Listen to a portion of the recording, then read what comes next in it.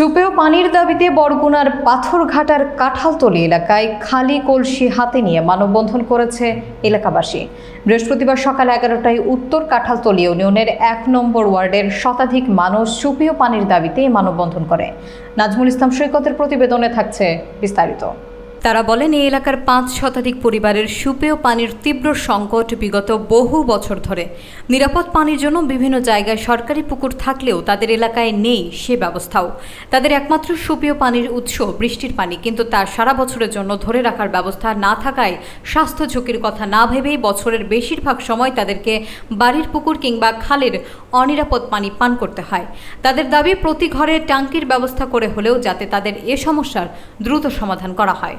নির্বাচনে আসলে সকল মানুষ সান্ত্বনামূলক কথা বলে, আসলে আমাদের বেশি সংকট রাস্তা এবং পানিটা।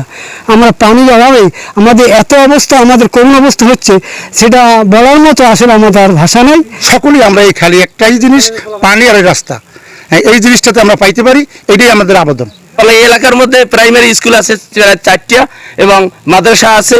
এর সব মিলেই আমরা এই রাস্তা এবং পানি নিয়ে অনেক দুর্ঘটনার মধ্যে আছি। আমরা আবেদন করছি এটাই, যদি সব জায়গায় দেখছি ড্রাম দিচ্ছে, আমাদের এখানে পুষ্করি দেওয়ার মতো এরকমের জমাজমির ব্যবস্থা করা যায় না, টিউবওয়েল বসে না, লেয়ার পাওয়া যায় না। বর্তমানে একটা যে ড্রাম দেওয়ার একটা পরিকল্পনা আছে, দিতে আছে অনেক জায়গায়। তো আমাদের এলাকায় আমার মনে হয় না যে কেউ এরকম পাইছে, জানা মতো আমার খুব কমই। তো আমার চাই যে হয়তো ওইরকম একটা ব্যবস্থা করুক বা পুকুরের ব্যবস্থা করুক, যেমনি হোক আমাদের পানির সংস্কারটা দূর হয়, এরকম একটা ব্যবস্থা আমরা চাই। পাঁচশো পরিবারের যদি আপনি ট্যাঙ্কি সাপ্লাই দিতে যান, তাহলে তাদেরকে যদি আলাদা একটা বরাদ্দ করা হয়, গভর্নমেন্ট যে বরাদ্দ দেয় সেক্ষেত্রে সম্ভব আর কি। কিন্তু এখন তো আমাদের কাছে অত বরাদ্দ নাই আর কি।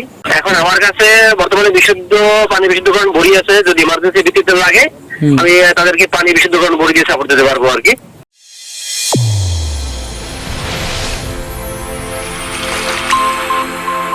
চ্যানেল A1 হৃদয়ের স্পন্দন।